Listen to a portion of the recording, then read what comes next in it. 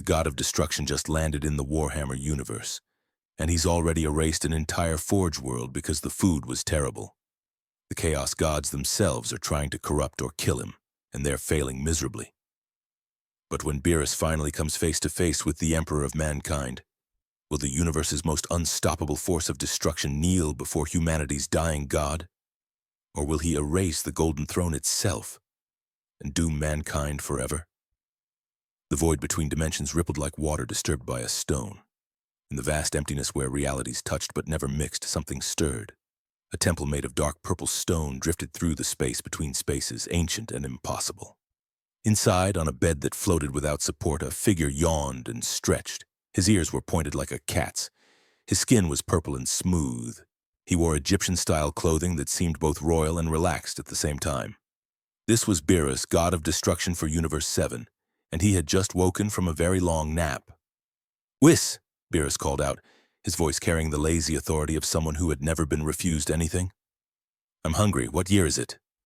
A tall figure appeared through the doorway, moving with grace that made walking look like floating. Whis carried a staff that glowed with soft blue light at its top. His white hair stood up in a neat arrangement, and his purple skin was slightly lighter than Beerus's own. He wore robes of fine material that somehow looked both formal and comfortable. His eyes held the patient amusement of someone who had served the same master for millions of years. "You've been asleep for 39 years, Lord Beerus," Whis said with a slight smile. "Quite a short nap by your standards. You must have had a good dream." Beerus sat up, rubbing his eyes. "I dreamed about a fish. It was covered in some kind of golden sauce that sparkled. It was the most delicious thing I'd ever tasted." He paused, his golden eyes focusing with sudden intensity. "We need to find that fish, right now." "My lord, it was only a dream," Whis said gently. "I don't care," Beerus snapped, though there was no real anger in it yet. "I'm hungry, and nothing in Universe 7 sounds interesting anymore. I've eaten everything worth eating at least twice. Find me something new, Whis. Something exciting." Whis tapped his staff against the floor. The crystal top glowed brighter, showing images that swirled like smoke. Galaxies appeared and disappeared. Stars burned and died in seconds. Whole universes played out their histories in the span of a heartbeat. Then something unusual caught the angel's attention. His eyes widened slightly, which for Whis was the same as someone else gasping in shock. "How very interesting," Whis said. "Lord Beerus, I've detected something quite unusual. There's a dimensional rift nearby. Very nearby, actually. And beyond it, there's a universe with energy signatures I've never encountered before." Beerus was on his feet instantly, hunger forgotten in favor of curiosity. "Never encountered? You've been around for how many millions of years?" "The energy feels both material and immaterial at the same time." Whis continued, studying the images in his staff. "There are psychic forces that seem to exist in a separate dimension overlapping the physical one. Quite fascinating. And the life forms, oh my, such variety, such violence, such determination to survive against impossible odds." "Is there food?" Beerus asked, cutting through the description. "Almost certainly, my lord. A universe that old and that populated must have developed interesting cuisine." "Then what are we waiting for?" Beerus moved toward the exit of his temple. "Let's go." Whis followed, his staff already creating a bubble of protective energy around them both. With a casual gesture, he opened a tear in reality itself. Beyond it, another universe waited. They stepped through, and the rift sealed behind them without a trace. They emerged in the void of space above a world that glowed red in the darkness. The planet below was covered in cities that sprawled across entire continents. Massive towers reached up toward the sky like the fingers of buried giants trying to claw free. Smoke and ash filled the atmosphere in thick clouds. The whole world looked like a machine, cold and brutal and efficient. This was Metallicus Prime, a forge world of the Adeptus Mechanicus, where billions of workers served the Omnissiah by building weapons for mankind's eternal war. "Well, it certainly looks unpleasant," Beerus observed, floating in the void without any protection. The vacuum of space meant nothing to him. "But where there are people, there's usually food. Let's try down there." He pointed at a particularly large complex of buildings near the equator. Whis nodded, and they descended through the atmosphere at speeds that would have incinerated normal matter. They slowed as they approached the surface, coming to a gentle stop inside a massive chamber. The room around them was the size of a city block. Ceiling and walls disappeared into shadow and distance. Giant machines stood in rows like sleeping gods, their metal bodies covered in prayers written in gold. These were titans, war machines that walked on two legs and carried weapons that could level mountains. Around them, thousands of red-robed figures moved with practiced efficiency. Some were human, their faces hidden behind brass masks and glowing eye lenses. Others were more machine than man, their bodies replaced bit by bit with holy metal and sacred circuits. These were the tech priests of Mars, servants of the machine god, and they had never seen anything like Beerus. The moment he appeared, every sensor in the facility screamed warnings. Alert sirens began to wail. The tech priests turned as one, their mechanical parts whirring and clicking. Servitors, humans whose brains had been wiped and replaced with basic programs, shambled, forward with weapons built into their arms. Skitarii warriors, the military arm of the Mechanicus, raised rifles that crackled with electric energy. The Fabricator General, lord of this forge world, stepped forward. His body was more machine than the others, a towering construct of bronze and steel that walked on 6 spider-like legs. Dozens of mechanical arms extended from his back, each holding a different tool or weapon. His face was a bronze mask, shaped like a skull. When he spoke, his voice came from speakers set into his chest. "Unidentified Xenos entity," the Fabricator General announced in binary cant that was translated through Vox speakers. "You have violated sacred ground. Identify yourself immediately or be purged in the name of the Omnissiah." Beerus looked around the chamber with growing disappointment. "Is this what passes for a kitchen here? Where do you keep your food?" "Food?" The Fabricator General's mechanical mind struggled to process the question.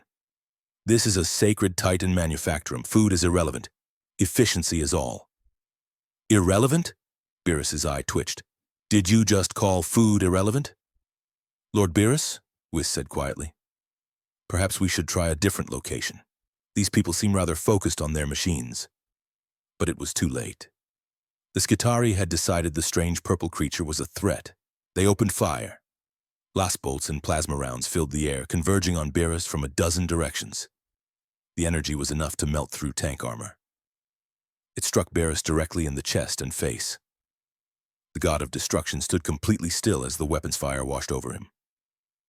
When the Skitarii finally stopped shooting, smoke cleared to reveal Beerus completely unharmed.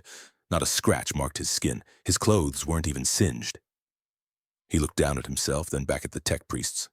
"That," he said slowly, "was very rude." He raised one hand and extended a single finger. Purple energy gathered at the tip, so dense it made the air around it shimmer and bend. With a casual flick, he sent the energy forward. It struck the nearest Skitarii squad, and their weapons simply ceased to exist. Not exploded, not destroyed. They were simply gone, erased from reality as if they had never been built at all. The Fabricator General's processors worked at maximum capacity, trying to understand what he had just witnessed. No known Xenos technology could do that. Not the Eldar, not the Necrons, not even the Tyranids. This was something new, something terrifying. "Great and powerful entity," the Fabricator General said, changing tactics instantly. "The Mechanicus offers its apologies for this misunderstanding. Please accept our humble offerings." He gestured with 6 arms at once. Servitors shuffled forward carrying trays. On them were small containers of sacred oils and bundles of incense made from rare materials gathered across the galaxy. Beerus leaned forward, sniffing at the offerings. His face went through, several expressions in quick succession. Confusion, disbelief, disgust, then anger. "You call this food?" His voice was quiet, which somehow made it more frightening than if he had shouted. "These are machine fluids, and this smells like perfume. Where is the actual food? The meat? The fish? The desserts?" "We consume standard Imperial rations for biological necessity," the Fabricator General explained. "Flavor is inefficient. Nutrition is calculated to exact specifications." "Inefficient?" Beerus's eyes began to glow with purple light. "Inefficient?" "Lord Beerus," Whis said, taking a small step backward, "perhaps we should simply leave and find a restaurant elsewhere." "No," Beerus said. His voice had gone very calm, which Whis recognized as a very bad sign. "I woke up hungry. I traveled to a whole new universe looking for something interesting to eat, and these people are telling me that flavor is inefficient?" He raised both hands above his head. Purple energy began to gather, forming a sphere that grew larger and larger. The light it gave off made shadows dance wildly across the chamber. In the name of the Omnissiah, the fabricator general whispered. What is that? That, Whis said pleasantly, is what we call a consequence of poor hospitality. Beerus brought his hands down in a chopping motion. The sphere of energy expanded outward in all directions at once. The Titans, each one a priceless relic that had taken centuries to build, simply disappeared. The tech priests had time for one final prayer to their machine god before they too were erased. The walls of the manufactorum vanished, then the buildings beyond, then the entire complex spreading outward for miles in every direction. When the energy finally faded, a perfectly smooth crater marked the location where half the Forge world's production facilities had stood. Millions of workers were simply gone. Thousands of years of accumulated knowledge and holy machines had been reduced to nothing. And at the center of it all, Beerus floated with his arms crossed, still looking annoyed. That's what you get for serving me machine oil, he muttered. In orbit above the planet, automated defense satellites detected the massive energy discharge. Distress signals fired out into the void, racing toward the nearest Imperial worlds at faster-than-light speeds. Warning, unknown Xenos entity. Massive destructive capability. Immediate military response required. On distant Terra, in the halls of the Inquisition, cogitators processed the signals and began compiling data. Something new had entered the galaxy. Something that destroyed half a Forge world in seconds. Something that needed to be investigated, understood, and if necessary, destroyed. The distress signals from Metallicus Prime reached the battle barge Eternal Wrath within 3 hours. Chapter Master Mordecai of the Crimson Templars read the reports with growing concern. His power armor, painted deep red with black trim, reflected the dim light of the command bridge as he studied the hololithic displays. Around him, his bridge crew worked in disciplined silence. These were Space Marines, the Emperor's finest warriors. Humans transformed by genetic engineering and brutal training into living weapons. Each one stood over 7 feet tall in their armor. Each one could fight for days without rest. Each one would die gladly for the Imperium. Half the Forge world simply gone, Mordecai said, his voice deep and resonant through his helmet's Vox speakers. No explosion detected, no radiation, no debris. The matter was simply erased from existence. He turned to his librarian, a psychic warrior whose blue armor was covered in protective wards and purity seals. Brother Vassius, what manner of Xenos could do this? The librarian's eyes glowed with pale blue light as he consulted the warp, that dimension of nightmares and chaos that existed alongside reality. I sense no corruption, Chapter Master, no taint of chaos. But there is something there, a presence unlike anything in our databases. It feels old, very old, and powerful beyond measure. Then we shall measure it with bolter and blade, Mordecai declared, all companies to battle stations. We make for Metallicus Prime immediately. If this Xenos thinks it can destroy Imperial property without consequence, it will learn the error of its ways. The Eternal Wrath translated from the warp 3 systems away and began its approach. Behind it came 2 strike cruisers and a dozen rapid strike vessels. The Crimson Templars were bringing nearly 800 Space Marines to this fight, along with all their vehicles, weapons, and support craft. It was enough firepower to conquer a small empire. Mordecai stood on the bridge as they entered orbit around the wounded Forge world, looking down at the massive crater that had once been the planet's primary production zone. Scan for the Xenos entity, he commanded. Contact, my lord, reported the sensor officer. 2 life signs detected on the surface. Current location is within the administrative district near the planetary governor's food storage facilities. Mordecai allowed himself a grim smile behind his helmet. The creature seeks supplies. Good. It remains planetside. Prepare drop pods. I will lead the first wave personally. Within minutes, 30 drop pods launched from the Eternal Wrath, streaking through the atmosphere like falling stars. They slammed into the ground around the storage facility with impacts that cracked ferrocrete and sent up clouds of dust. The pods split open like metal flowers, and from each emerged Space Marines ready for war. They formed a perfect circle around the building, bolters raised, heavy weapons, positioned for maximum firing lanes. Mordecai himself stood at the center of the formation. In one hand, he carried a power sword that crackled with blue energy. In the other, a plasma pistol warm and ready to fire. His armor's systems fed him tactical data through his helmet display, but he needed none of it. He could see his target clearly through the building's open doors. Beerus sat on a stack of supply crates, eating from a ration pack with a look of utter disgust on his face. Whis stood beside him, staff in hand, watching his lord with patient amusement. The god of destruction took another bite, chewed slowly, then spat it out. "This is somehow worse than the machine oil," Beerus complained. "It tastes like cardboard mixed with sadness. How do people eat this?" "The Imperium prioritizes function over form, my lord," Wyss observed. "These rations are designed to keep soldiers alive, not happy." "Well, they're doing a terrible job of both." Beerus tossed the ration pack aside and noticed the Space Marines for the first time. He looked at them with mild interest, taking in their size, their weapons, their perfect military formation. "Oh, more locals. Maybe these ones know where to find actual food." Mordecai stepped forward, his power sword held in a guard position. "Xenos creature, you have committed a crime against the Imperium of man.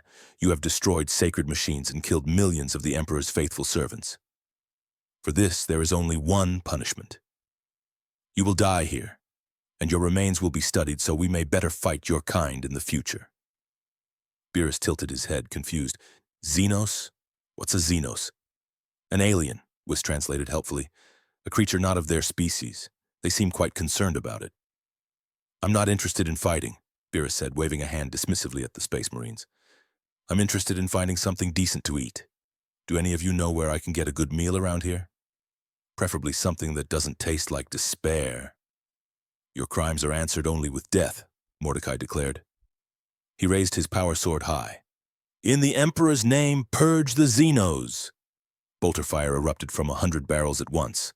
The mass reactive shells were designed to penetrate armor and explode inside the target. Each round could blow apart an armored vehicle.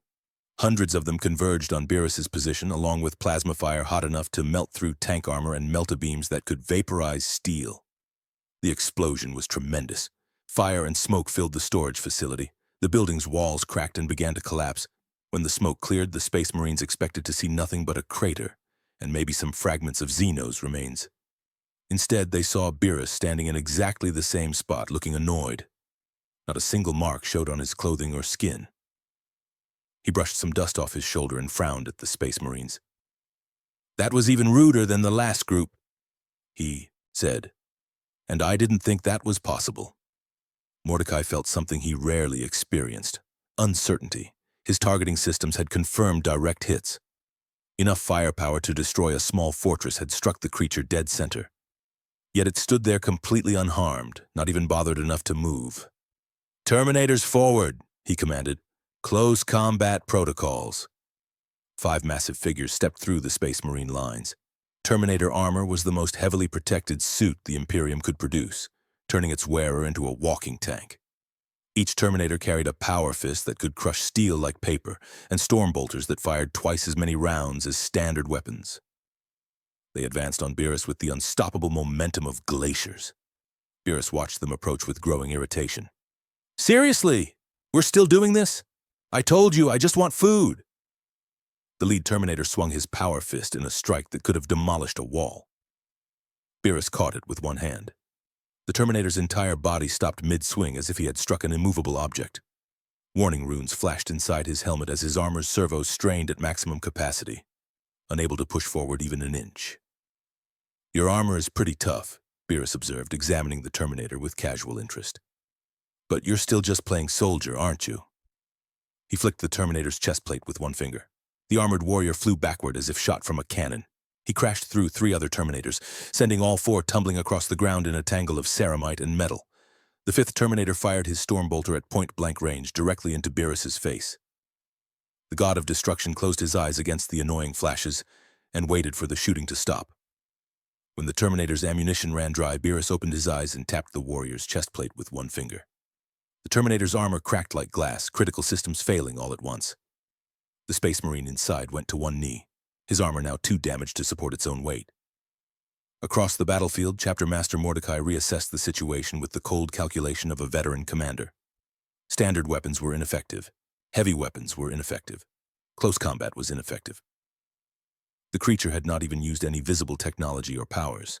It simply stood there and let his warriors break themselves against its impossible durability. "Brother Vasius," Mordecai called to his librarian. "Your assessment?" The psychic Space Marine had been studying Beerus through his warp sight, and what he saw terrified him. "Chapter Master, the creature's power level is beyond anything I can measure. It's not psychic in nature, it's simply physical might elevated to a divine level. If I had to compare it, I would say it rivals what the Primarchs must have been before the heresy. Mordecai stiffened at the comparison. The Primarchs had been demigods, created by the Emperor himself to lead humanity's armies during the Great Crusade. They had been the greatest warriors in human history, and even they had not all remained loyal to the Imperium. "Then we pray to the Emperor for strength and do our duty," Mordecai said simply. He activated his Vox to reach the entire strike force. "All units, concentrate fire on my position. Authorization Omega, danger close." From orbit, the Eternal Wrath received the command. Its weapon batteries swiveled to face the planet below. Lance strikes, beams of coherent energy powered by miniature suns, lanced down through the atmosphere. Macro cannons fired shells the size of buildings. Bombardment torpedoes streaked toward the surface, their warheads armed and ready. The barrage hit with the force of a small nuclear exchange. The entire administrative district vanished in a storm of fire and destruction. Seismic sensors recorded impacts equivalent to magnitude 8 earthquakes. The mushroom clouds rose miles into the sky, visible from space. On the Eternal Wrath's bridge, the crew waited for the sensors to clear. When they did, scanners showed a massive crater where the district had been. And in the center of it, 2 figures still stood, completely unharmed. "Okay. Now I'm actually getting annoyed," Beerus said, looking up at the sky where the battle barge orbited. "That was loud, and it interrupted my complaining about the food." He raised one hand toward the sky. Purple energy gathered around his fingers, dense and terrible. "Lord Beerus," Whis said gently. "Perhaps a proportional response?" "This is proportional," Beerus replied. He pointed at the Eternal Wrath with one finger. A thin beam of purple energy shot upward, moving faster than light itself. It struck the battle barge's void shields, passed through them as if they weren't there, and touched the ship's hull. On the bridge, Mordecai watched in horror as his ship simply ceased to exist from front to back. The erasure spread like a line drawn through reality. One moment, the Eternal Wrath was there, a mighty vessel that had served the Imperium for 3,000 years. The next moment, there was only empty space. No explosion, no debris, no radiation. The ship and its crew of 10,000 simply stopped existing. The other vessels in the fleet broke formation immediately, engines burning at maximum power to put distance between themselves and whatever had just happened. Their captains had all witnessed the impossible. A Xenos creature had erased a battle barge with a gesture. This was beyond any known threat in the Imperium's vast databases. On the planet's surface, Beerus lowered his hand and looked at Whis. "Was that proportional enough?" "Perhaps slightly excessive, my lord, but then they did interrupt your meal, such as it was." "Exactly." Beerus turned his attention back to the surviving Space Marines who had regrouped around their chapter master. "Now are we done with the fighting? Because I would really like to find some actual food before I get really angry." Mordecai stood silent for a long moment, processing what he had witnessed. In his 3 centuries of service, he had never encountered an enemy that could not be defeated through sufficient force and faith. Yet here was a creature that shrugged off his chapter's best weapons and destroyed a battle barge with a finger. His training told him to fight to the last. His duty demanded he defend the Imperium against all threats. But his wisdom, earned through countless battles, told him that sometimes retreat was necessary to preserve strength for future victories. "All units," he commanded through his Vox. "Withdraw to the strike cruisers. We return to the fleet staging area and report to the Inquisition. This threat is beyond our chapter's capability to handle alone." The Space Marines began their withdrawal, moving with disciplined efficiency even in retreat. They gathered their wounded and fell back to their remaining ships. Within an hour, the Crimson Templars had left the system entirely, leaving Beerus and Whis alone on the wounded Forge world. "Well, that was disappointing," Beerus said, looking around at the destruction. "They didn't even try to show me where the good restaurants were. Perhaps we should seek a different world, my lord. One more focused on civilian life rather than military production." "Good idea. But first..." Beerus raised both hands above his head. Purple energy gathered into a sphere, growing larger and larger until it dwarfed the god of destruction himself. "Lord Beerus," Whis said with a note of concern in his usually calm voice, "what are you doing?" "Leaving a message," Beerus replied. "Maybe the next people we meet will be more helpful if they understand I'm serious about finding good food." He threw the sphere downward. It struck the planet's surface and kept going, boring through crust and mantle like a drill made of pure destruction. The planet began to shake. Massive cracks appeared across its surface, spreading outward from the impact point. Lava burst through the cracks, painting the world in rivers of red and orange. "That should get their attention," Beerus said with satisfaction. "Now let's find somewhere with an actual kitchen." They rose into space, leaving Metallicus Prime to tear itself apart behind them. From orbit, they could see the planet breaking into pieces, its death throes lighting up the darkness like a dying star. Somewhere in the galaxy, sensors would detect this. Ships would arrive to investigate. Reports would be filed, and in the halls of power on distant Terra, very important people would begin to realize that something unprecedented had entered their universe. Something that destroyed planets because it was disappointed with lunch. In a realm that existed between existence and non-existence, 4 presences stirred. The warp, humans called it. The Imperium, the Sea of Souls. It was a dimension made of pure emotion and thought, where the laws of physics held no meaning and nightmares walked as gods. Here, 4 beings of immense power held dominion over the corrupted dreams of countless trillions.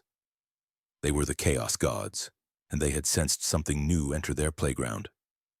Khorne, the Blood God, sat upon a throne made of skulls that stretched higher than mountains.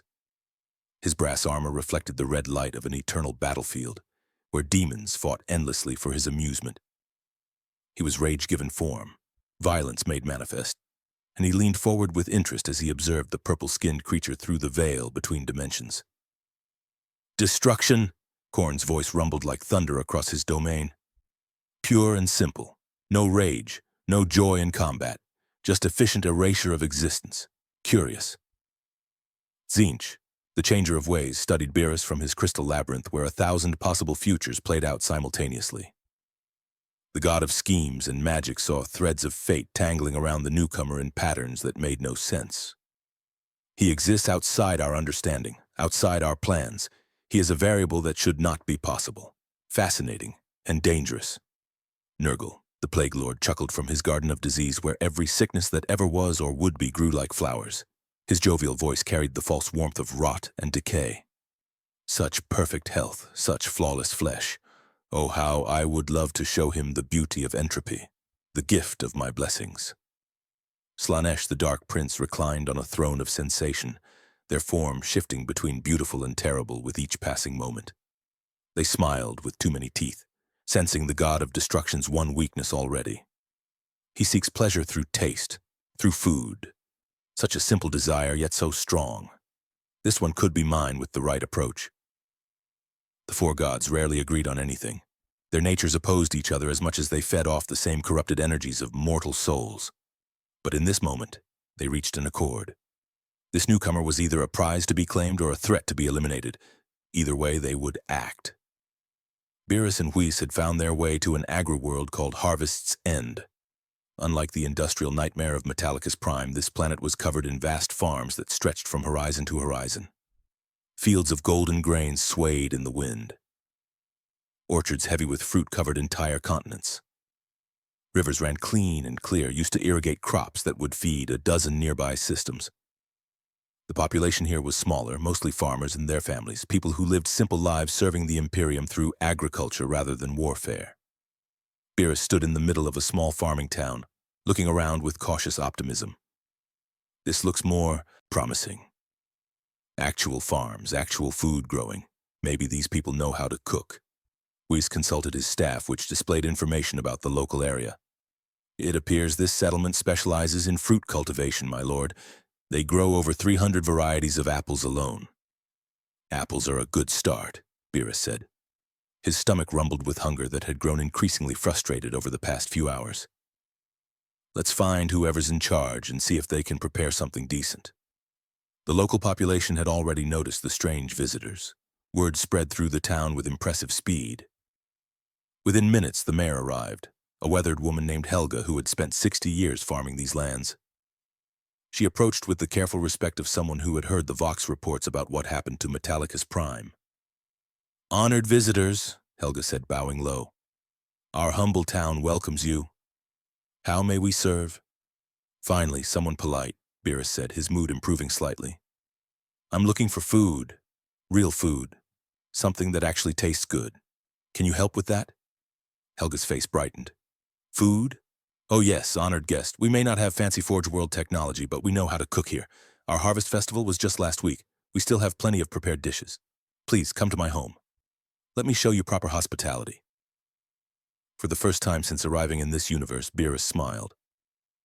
Now that's what I like to hear. Helga's home was modest but clean, filled with the warm smell of baking bread and roasting vegetables. She and her family quickly prepared a meal using their best ingredients.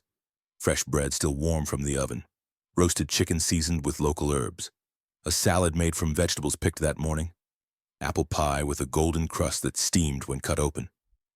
Beerus took his first bite and paused. Everyone in the room held their breath, remembering what happened to the last world that disappointed him. The god of destruction chewed slowly, his expression unreadable. Then he swallowed and took another bite, and another. "This is actually decent," he said, and the room let out a collective sigh of relief. "Not the best I've ever had, but compared to those horrible rations, this is practically gourmet. You actually care about flavor here." Helga beamed with pride. "Food is life, honored guest. We may serve the Imperium, but we also serve each other. Every meal is made with love and care." Beerus continued eating, working his way through the entire meal with growing satisfaction. Wiz stood nearby, pleased to see his lord finally content. Outside, the sun was setting, painting the sky in shades of orange and red. It should have been a peaceful moment. But peace never lasted long in the 40K universe. The sky tore open. Not with the clean precision of Wiz's dimensional travel, but with a violent, ripping sound that made reality itself scream. A wound opened in the fabric of space, bleeding crimson energy into the material world. The boundary between the warp and reality had been forced aside, and through that wound came nightmares. Bloodletters poured through the rift by the hundreds. Demons of Khorne stood 8 feet tall, their skin the red of fresh blood. They carried swords that burned with hellfire, and their bestial faces twisted with eternal rage. Behind them came larger horrors, blood crushers riding demon steeds made of muscle and brass, flesh hounds with jaws that could bite through steel. The peaceful farming town erupted into chaos. Citizens screamed and ran for shelter. The few PDF troopers stationed on the agri-world opened fire with lasguns, their beams splashing harmlessly off demonic flesh. Within seconds, the slaughter began. Demons cared nothing for innocent life. They existed only to kill, to spill blood for their dark god. Beerus stood up from his meal, looking out the window at the destruction. His expression shifted from contentment to annoyance to genuine anger. "I was eating," he said, his voice dangerously quiet. "I finally found decent food, and now these things are interrupting." Through the rift came something even larger. A bloodthirster, greater demon of Khorne, descended on wings of shadow and flame. It stood 20 feet tall, its body an impossible mass of muscle and horn. In its hands it carried an axe larger than a man, forged in the brass foundries of the blood god's realm. Its roar shook the ground, a sound that carried the fury of 1,000,000 battles. The bloodthirster's eyes, burning with eternal rage, locked onto Beerus. It could sense the power radiating from the god of destruction. Here was a warrior worth killing. Here was a skull worth claiming for Khorne's throne. "Mortal!" The demon's voice was like metal grinding on stone. "You possess great strength. The blood god has noticed you. He offers you glory eternal. Join his legions. Become a champion of Khorne. Drown the galaxy in blood and skulls, and you shall know power beyond imagining." Beerus walked out of the house, his meal abandoned. Wiz followed at a respectful distance, his staff ready but his expression showing no concern. The god of destruction looked up at the towering demon with cold eyes. "Let me make something very clear," Beerus said. "I destroy things because that's my job. It's what I was made to do. It maintains balance in the universe, but I don't enjoy it. I don't revel in it. And I certainly don't do it for some angry god who apparently has nothing better to do than collect skulls." He pointed one finger at the bloodthirster. "You interrupted my first decent meal in this entire universe. For that alone, I'm going to erase you." The bloodthirster laughed, the sound like an avalanche of bones. "You dare refuse Khorne? You dare threaten his servants? Then you shall learn the price of defiance." It swung its massive axe in an arc that would have split a tank in half. Beerus caught the blade between his palms, stopping it completely. The bloodthirster's eyes widened in shock. No mortal should possess such strength. Even space marines fell before a bloodthirster's might. Yet this small creature held the demon's weapon as easily as catching a thrown ball. "I'm not interested in your games," Beerus said. He pushed, and the bloodthirster stumbled backward, off balance for the first time in its eternal existence. "And I'm definitely not interested in your blood god." Purple energy erupted from Beerus's body, making the air itself vibrate. He moved faster than the eye could follow, appearing directly in front of the bloodthirster. His fist connected with the demon's chest in a strike that carried the force of a collapsing star. The sound of impact echoed across the town like thunder. The bloodthirster flew backward, crashing through buildings and leaving a trail of destruction. But demons were not so easily defeated. It rose again, ichor dripping from its wounds, rage burning even brighter in its eyes. It charged forward, axe raised, howling Khorne's name. Beerus sighed. "You really don't learn, do you?" He raised one hand, and a sphere of purple energy formed in his palm. It was small, no bigger than a marble, but the power contained within it made the air around it shimmer and distort. With a casual underhand throw, Beerus tossed it at the charging demon. The sphere struck the bloodthirster and expanded instantly, engulfing the greater demon in a bubble of destructive energy. The creature had time for one final roar before it simply ceased to exist. Not banished back to the warp. Not defeated. Erased. The very essence of the demon was unmade, scattered beyond recovery or reformation. In his brass palace, Khorne felt the death of his servant. A bloodthirster was a precious thing, taking millennia to form from the rage of countless souls. To lose one was annoying.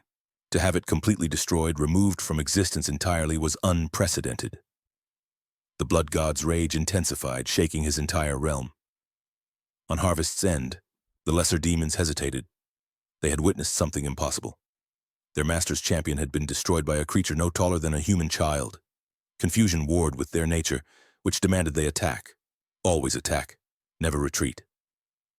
Beerus looked at the remaining demons with cold disdain. "You have 3 seconds to leave. 1. The demons snarled and prepared to charge. They were creatures of Khorne. Retreat was not in their nature. 2. They charged as one, hundreds of bloodletters rushing forward with their hell blades raised, howling for blood and skulls. 3. Beerus clapped his hands together once. The shockwave from that simple gesture radiated outward in a perfect sphere of force. Every demon it touched simply vanished, erased from existence with the same finality as their greater champion.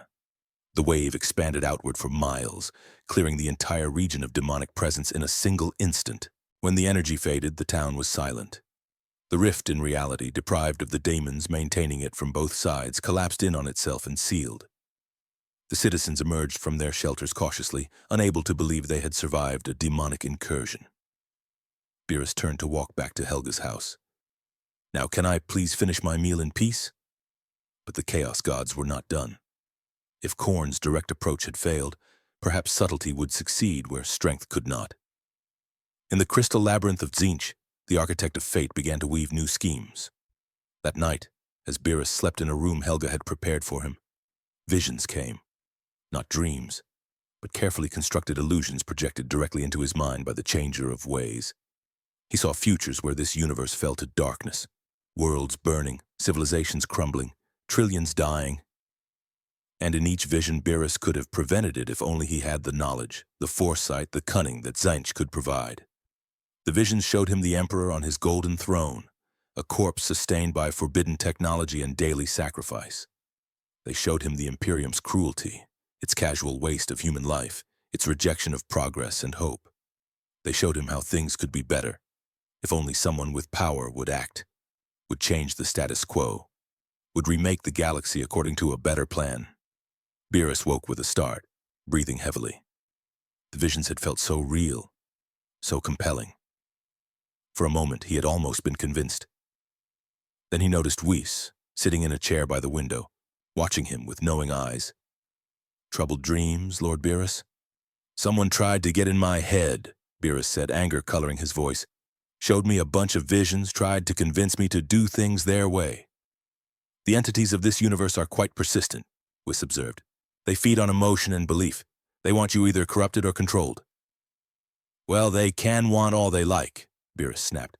"I don't do complicated, I don't do schemes, and I definitely don't let weird mind games tell me what to do." He stood up, purple energy crackling around his fists.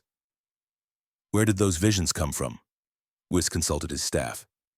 The psychic emanations trace back to a world approximately 40 light years from here.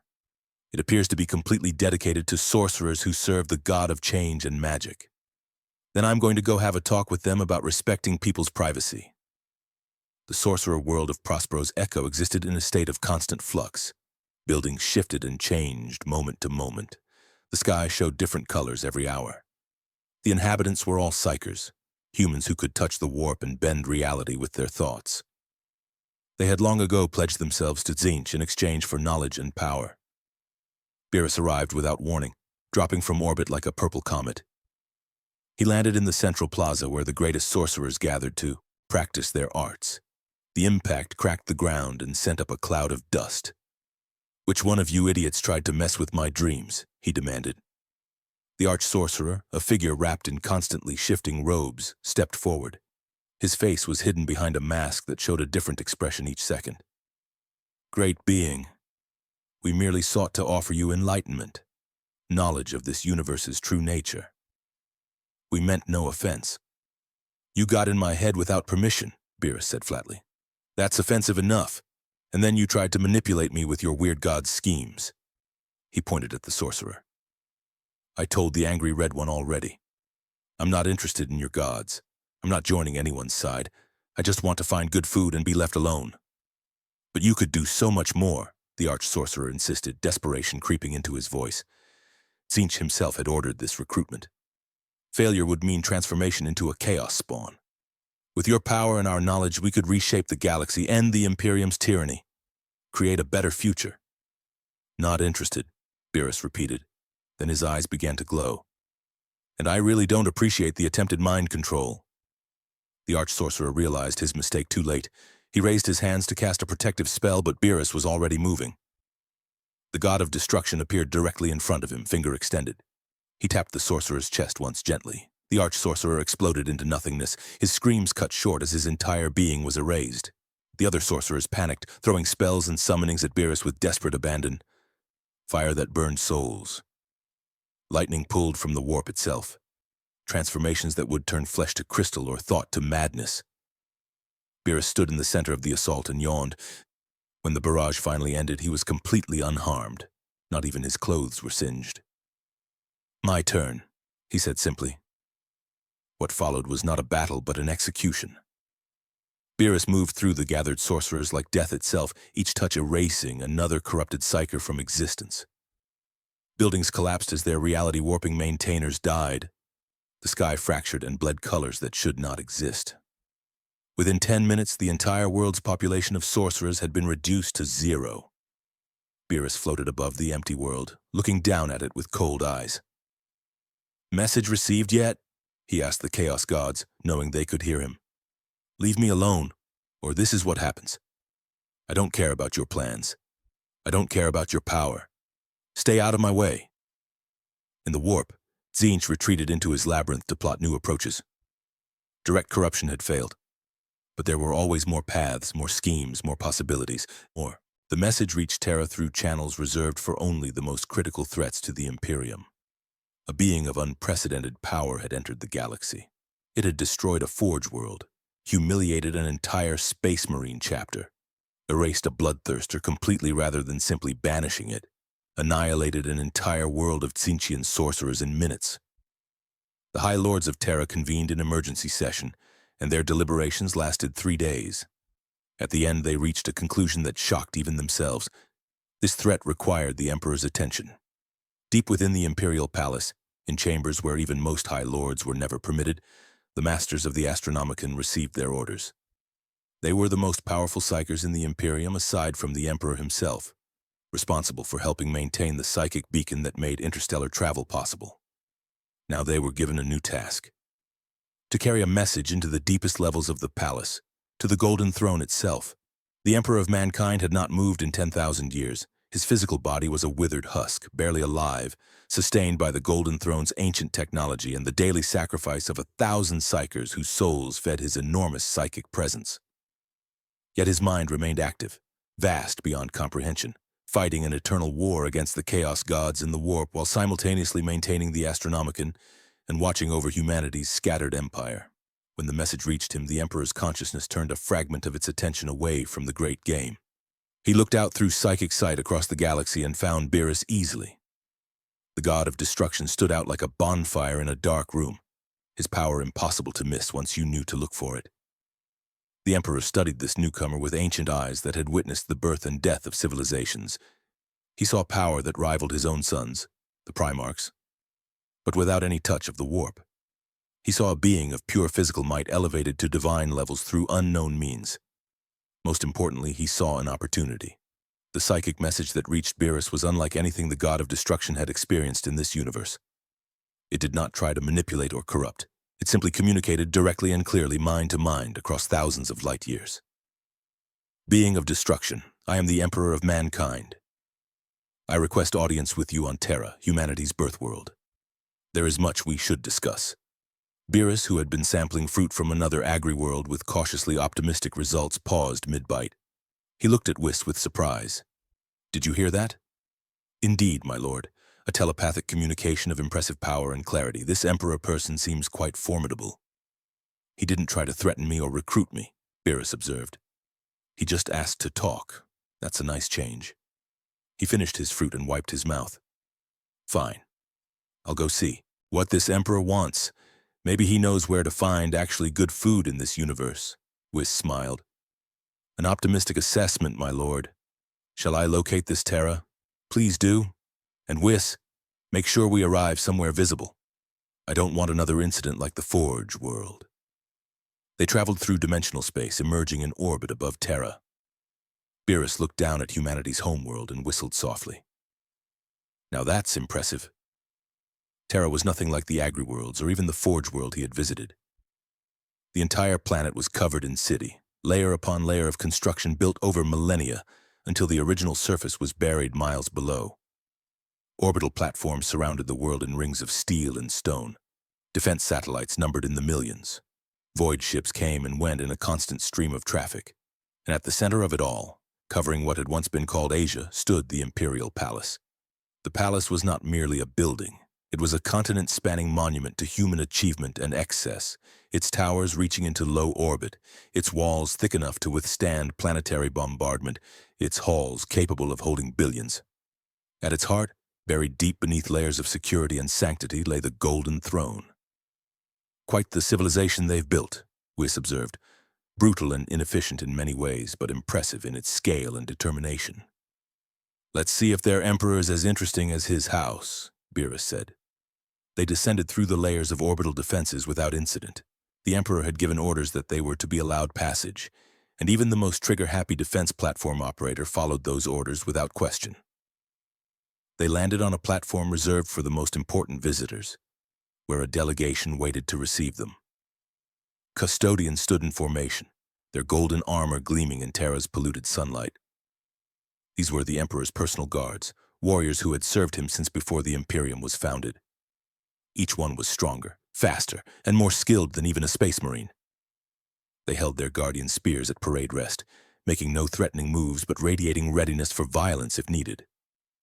At the head of the delegation stood a custodian who wore a helmet marked with additional honors. When he spoke, his voice carried absolute authority. Welcome to Terra, guests of the Emperor. I am Shield Captain Valdor.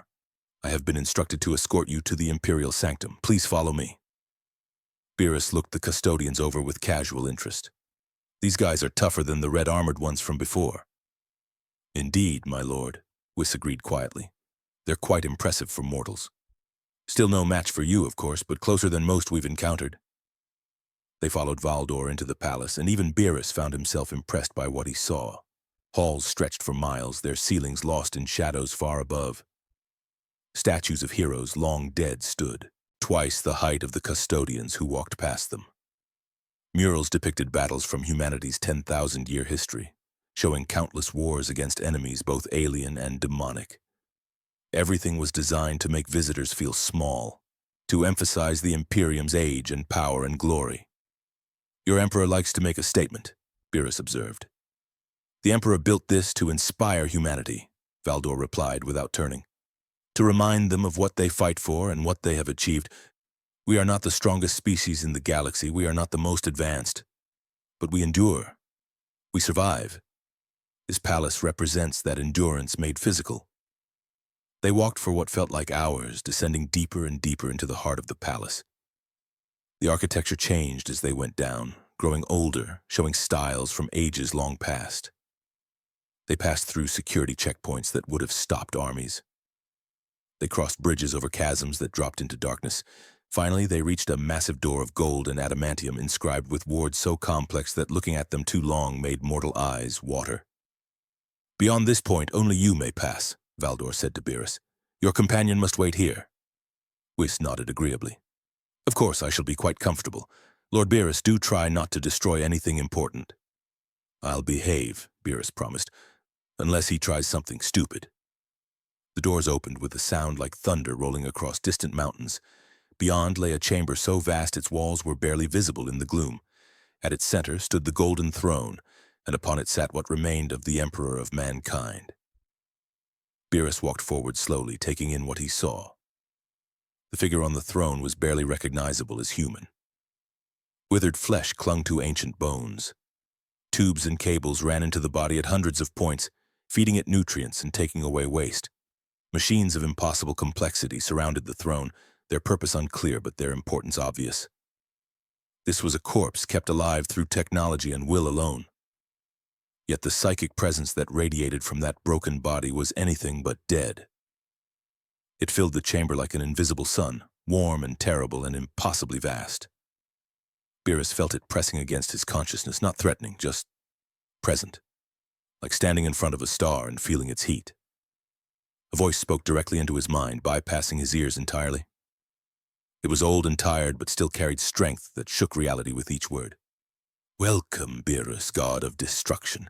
I have waited with interest for your arrival." Beerus looked up at the withered face.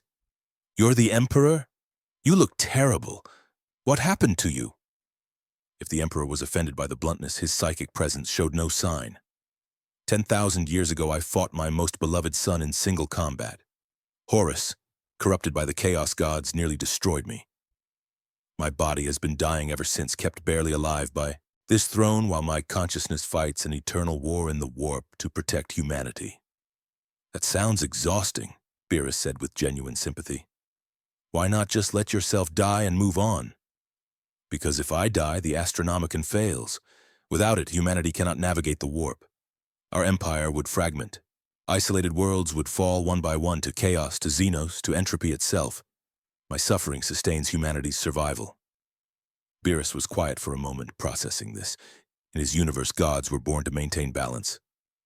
Destruction and creation, life and death, all part of a natural cycle. But this was sacrifice on a scale that made him uncomfortable.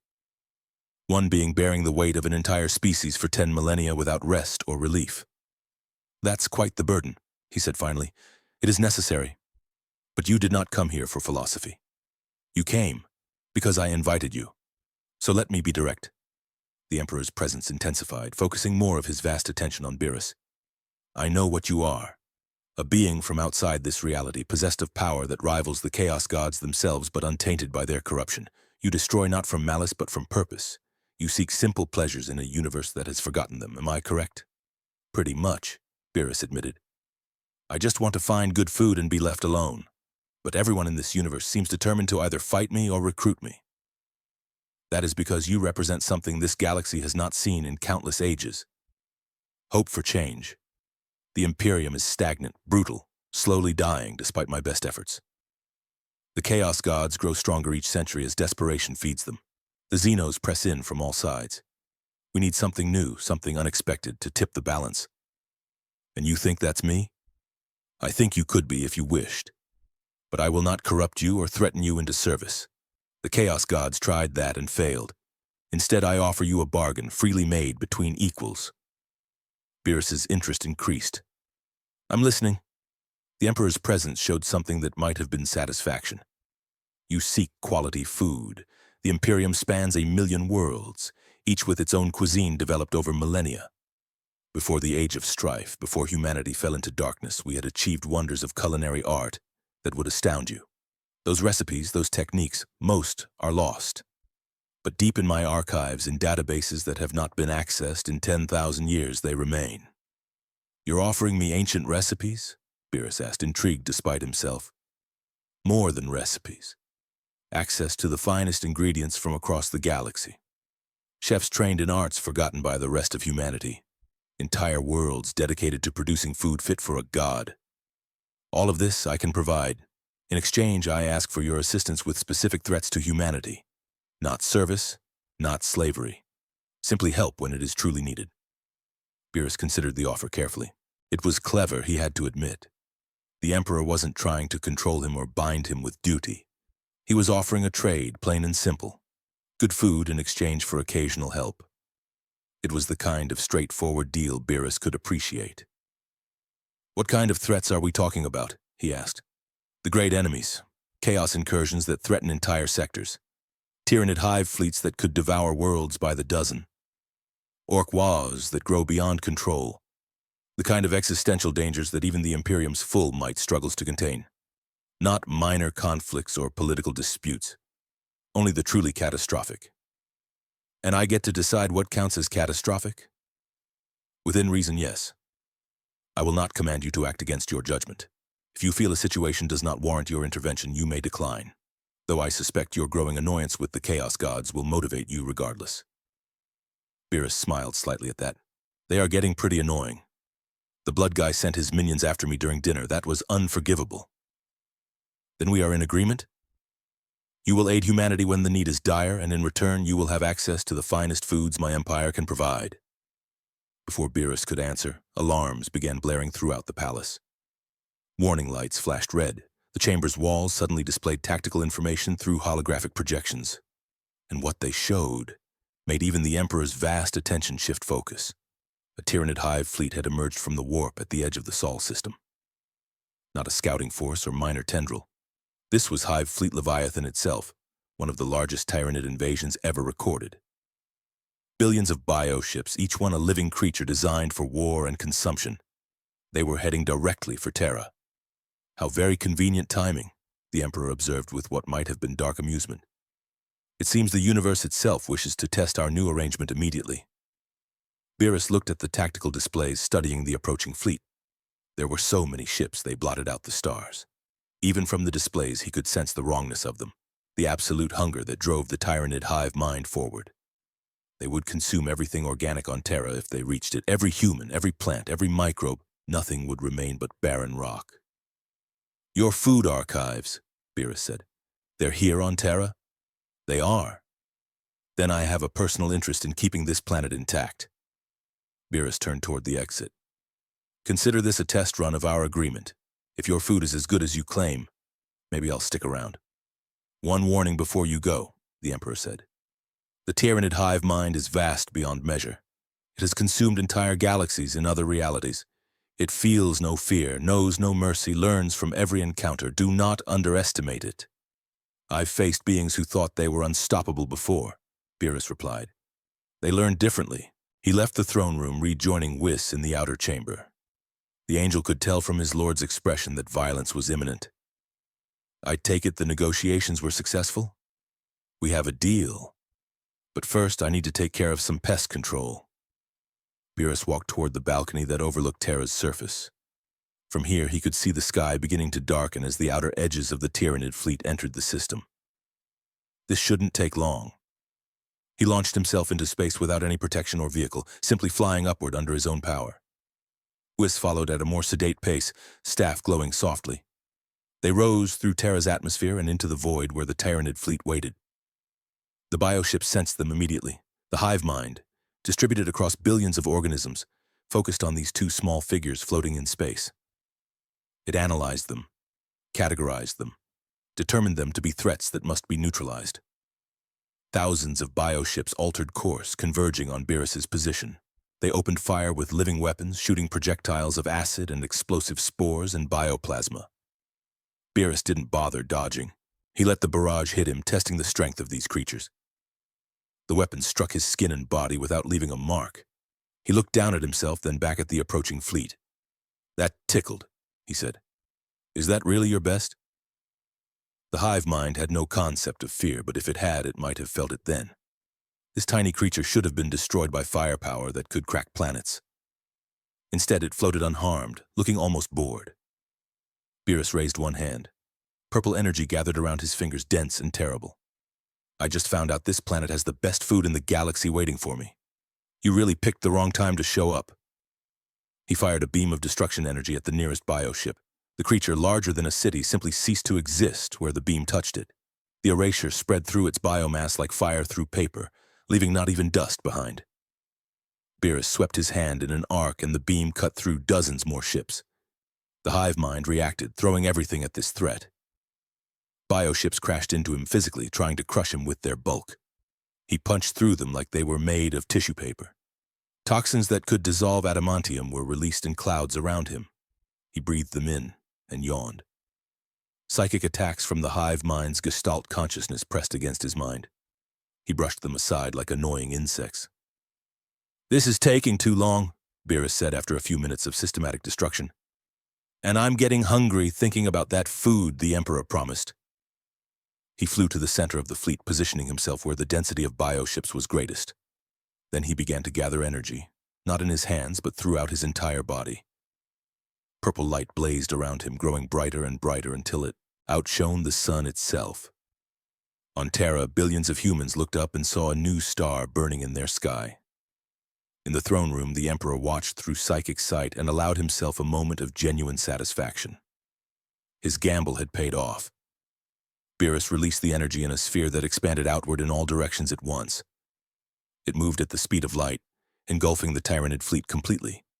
Every bioship it touched was erased from existence, not killed, not destroyed, simply unmade as if they had never been born in the first place. The sphere continued expanding until it had cleared the entire Sol system of Tyranid presence, then finally dissipated into harmless radiation. Where Hive Fleet Leviathan had been, there was now only empty space.